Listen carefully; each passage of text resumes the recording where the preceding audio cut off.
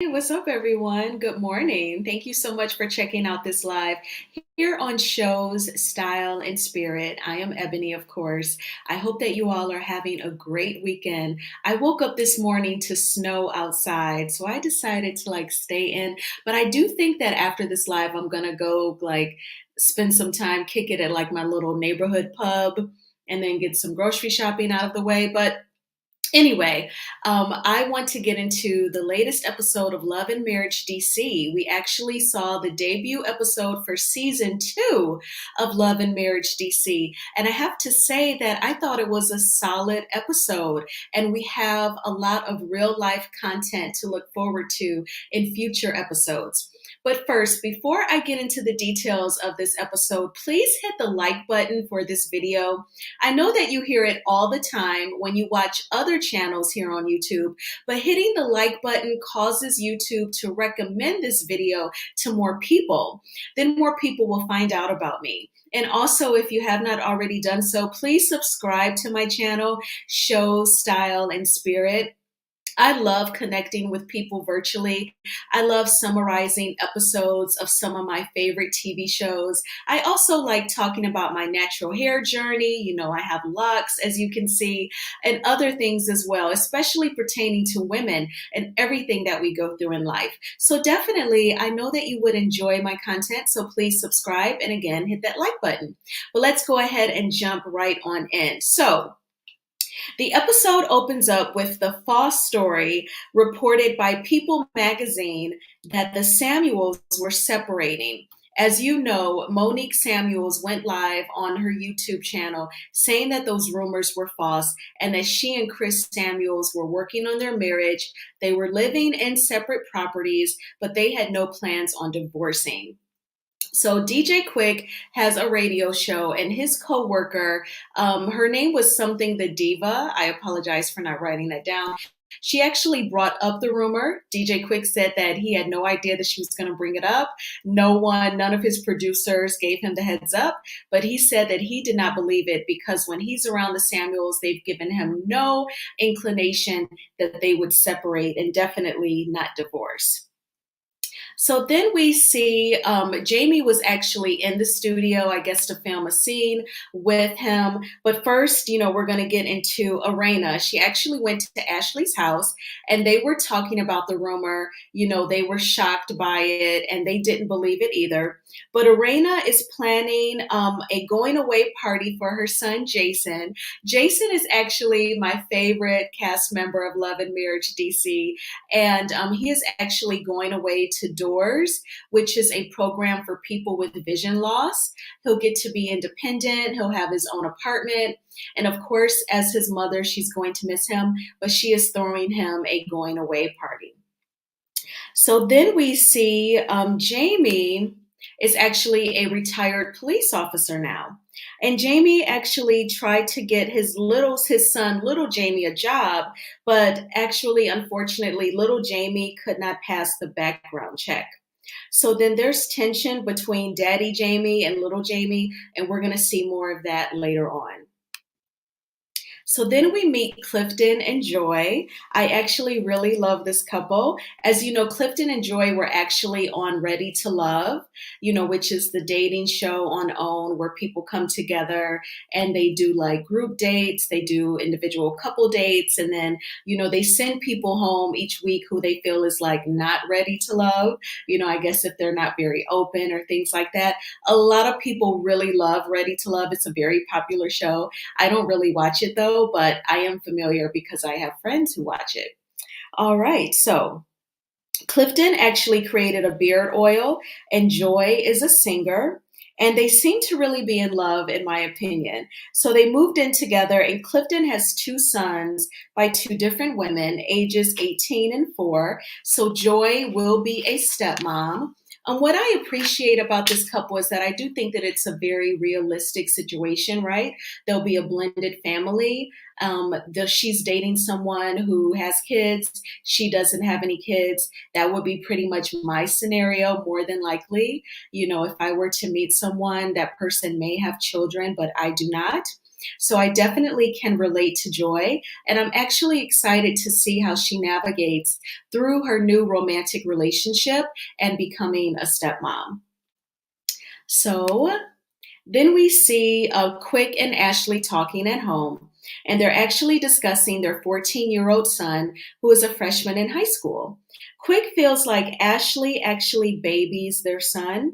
He's a freshman in high school, but Ashley actually wakes him up each day.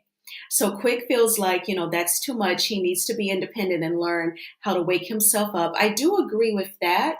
However, I have compassion for Ashley because she says that she is so there for her two kids because when she was growing up, her mother was not very involved. So she had to grow up fast because she had to do everything for herself. And she wants to break that. She does not want that to be a cycle in her family. So I definitely understand how both parents feel, both Ashley and Quick. I do feel like because their son is in high school now, in a few years, hopefully he will be in college. College is when you are first introduced to independence. So I think that it would be to their son's advantage if Ashley caused him to wake himself up each day because he's going to have to do that once he's in college. Also, that's when you're going to have to make the initiative to make sure that, you're eating and getting to class on time and doing your homework. That's when like I started planning out a schedule. I remember one of my sisters, Lori, she got me one of those Franklin planners, and I would like look at my syllabus each Sunday and like write things out, things that I needed to read, papers that I needed to write. That was introducing myself to to-do list. So college is that time when it happens, but you do have to have some sort of foundation where you're already organized, you're already motivated, right, to be organized. And I think that Quick brings up a good point that, he's going to be a young man soon. He needs to be able to do all these things on his own. But I see where Ashley is coming from too because of her life experience. She does not want to be the type of mother that she received. And in their confessional, Ashley brought up a very good point to DJ Quick. She said, or Quicksilva, she said, when you were 9, your mom passed. So you actually missed out on several years of being mothered. So that's why you cannot relate to how I mother our son at 14 because you did not have that. And that is a fair, valid point that Ashley made. So I feel like both of them have good points. And so it's just a matter of achieving balance between the two. All right. So then most of the episode actually takes place at Jason's going away party. Mr. I'll Be Sure, the lookalike. He is such a charmer. With Jason, I know that they point out that he is blind, but that's actually not anything that you notice about him. You notice that he's handsome. You notice that he's happy and joyous. And you notice that he's loved and he has personality and a sense of humor. So I think that that's great. I'm so happy to see Jason on a reality TV show because he actually brings a freshness to seeing someone with disabilities. Typically in movies and TV shows, you see the person with the disability as being isolated, definitely not popular, perhaps even being teased or neglected because they have the disability. But I feel like Jason, he actually shows the opposite of that. So I think that's great. And I'm very glad that he is on the show. All right, so getting back to my notes, Jason's party is at a penthouse, and the colors are, black and gold. And their family and friends arrive, but there's no Winter. As you know, the Silvas, the Tylers, they do not fuck with Winter. I believe she's probably still blocked on their social media accounts. So she's definitely not there. We actually learn that they are friends with Clifton and Joy. But in this scene that I'm showing, we learned that Joy is actually going to speak at a Steve and Marjorie Harvey Foundation event. It looks like the attendees at the event will be single mothers. And so Joy is going to be speaking to them about being ready to love, basically not giving up hope that they can still find love even as single parents. That was what I took from it. But of course, Ashley has to point out to Joy, why would they have you speaking to single moms when you are not a mother? And Joy and Clifton said in their confessionals that Ashley was just being a hater. And I have to agree. This is Ashley's mean girl side coming out. We saw it during season one, and she kind of unleashed it on Winter. Now, this season, it looks like Joy is going to get it. And you know what? I love the energy that Joy and Clifton bring. They seem to be really calm. And what was awesome about this scene is that Clifton actually interjects when he sees Ashley trying to drag his fiance. He says, "Well, baby, I know you're going to crush it." I'm paraphrasing, but basically, he broke up that negative energy with a positive affirmation that she was going to do well. And Joy agreed. So I love the self confidence that Joy has, and I love how Clifton has her back. So then we have where Arena actually hired a artist and she gave him a picture of Jason, and the artist not only painted the picture, but he made it textured so that Jason will be able to feel it. So that was so smart of Arena that she could allow Jason to enjoy the photo by using one of his other senses, his sense of touch. I think that it's a fabulous photo. I think it's really dope. And I thought that that was a great idea. Of course, we see the parents say that they're going to miss Jason. They both got emotional. And thankfully, little Jamie attended the party. It looks like he wasn't going to be there. He came a little late, which leads me to my next slide.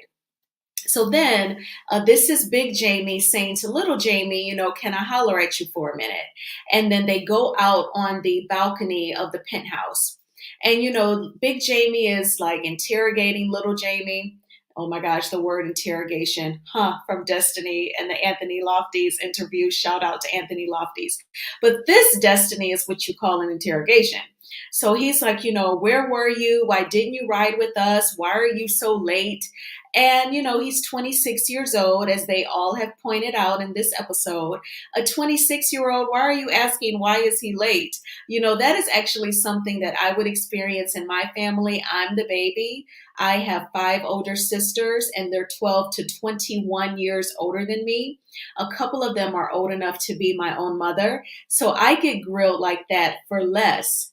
So with little Jamie, I believe that Big Jamie is motivated to question him on everything because he does have a record. In this episode, we learned that Big Jamie tried to get his son a job, but once they ran the background check, he no longer qualified. So that's going to be something that he runs into, unfortunately. I would imagine probably the best thing for little Jamie to do is to pray to God about what motivates him and that he can earn money doing so that he can start his own business. Because if you have a record, that seems like the only alternative would be to start your own business. But let me know what you think. So they are actually talking, and I guess there were some text messages sent. There was text messages. We saw the screenshot where little Jamie wanted $120 to cover a speeding ticket that Big Jamie found out by opening up the mail. They share the same name. So then Big Jamie says, "No, you should have a job. You can pay for it." Little Jamie is like, "Well, I mean, I don't have a job, so can you pay for it?" And he told him no. And Jamie said in the family text, "That's why you guys never help me out. Only my girlfriend holds me down." So that's what Big Jamie is pissed off about, is the text message. So they actually have a talk, and they're going to actually almost come to blows at Jason's party, which is really sad because it should be about Jason going away to Doors. Now, I do have some notes about this exchange. So we actually see where they're in the hallway outside of the penthouse, and this is where they almost come to blows. So Jamie actually was yelling at his son on the balcony saying, "You don't have anything. You can't get a job because of your record. You're 26 years old and you don't have a job," pointing out everything that little Jamie does wrong. Now, perhaps this may work on some people, but I know for me, it would cause me to shut down. If you're just being negative, you're yelling at me. It's hard to defend yourself when the other person is yelling because obviously they're trying to dominate the conversation. But I feel like that can be counteractive for little Jamie. Now, don't get me wrong, he's 26 years old. That's old enough to have a master's degree or a Juris Doctorate, a law degree. When I was 26, I had a bachelor's degree. I had bought my condo, and I had my own place and a job. So I definitely agree. But at the same time, if he is struggling to get a job and you're yelling at him in front of people, in front of the cameras for a national TV show, all you're doing is damaging the self confidence and you're just chipping away at you two's relationship. But Big Jamie reminds me of my dad. My dad is like an old school Alabama man. And he was, he kind of felt like, men are the head and women are like down here. But then he demanded that all his daughters, we all graduate from college. You had to go to college. Daddy was very strict. He felt like the way he ruled the house was by yelling also. So I can totally relate to having Big Jamie as a parent. The only difference is that with little Jamie and I do not have a record and I'm able to get a job and little Jamie is struggling. So I feel bad for both, but I do agree that he has to be independent. But I feel like this season is going to be amazing. We actually see where apparently, allegedly, Ashley, I guess, put her hands on Joy and they're almost about to get physical. We see where things are still at odds with Winter and Arena and Ashley. We're introduced to a new lady named Sherelle. It looks like she's going to be Winter's friend. And I think that Sherelle is at odds with Joy. So there's going to be a lot to unpack this season, and it definitely looks amazing. So again, I do ask that you please hit the like button just because it really helps my channel and it helps my channel to reach new people. But if anybody wants to come up and give me your thoughts on this first episode, I thought that it was a solid episode. I know that a lot of people were not feeling season 1 of Love and Marriage DC. I didn't think that it was a bad first season for us to get introduced to new characters. I do feel like, Ashley's mean girl side is now going to be projected at Joy, unfortunately. Maybe this will cause Joy and Winter to bond, I guess bond over like being treated badly. That kind of sucks. But I think that it's going to be a really solid season. I hope that little Jamie, does start a business, does get himself established. And I thought it was great. But yes, if anyone doesn't feel like coming up to telling me what you thought about the episode, I totally get it. I want you to enjoy this Sunday. But thank you so much for kicking it with me. If you're catching out the replay, again, please hit that like button and subscribe. So I wish you all a great week, a great rest of your Sunday. Take good care. Bye-bye.